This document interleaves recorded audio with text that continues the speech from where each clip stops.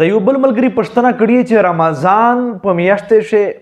له د رمضان نه علاوه چې سړی رضاوي به آیا دوران رمضان ورځې وخت سړی ستن ولیا ډریپ لګوي شي او کنه شي لګوي ا دینه آیا په رژه باندې اثر پروزي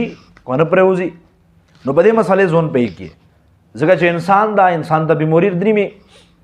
انسان باندې سه حالات درېمي نو یو دا چې کا سړی بیمار وي ډاکټر دته علاج ولیکي او د دې پر ضرورت وي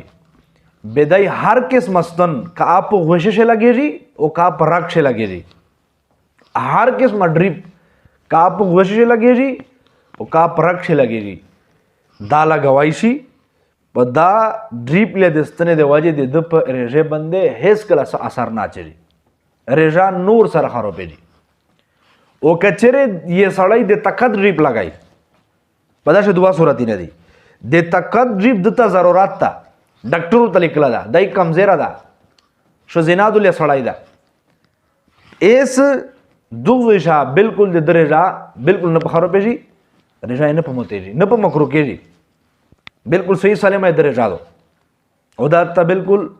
شری ضرورت ته دای ډریپ لګوي شي د استنه لګوي شي تکاتل لګوي شي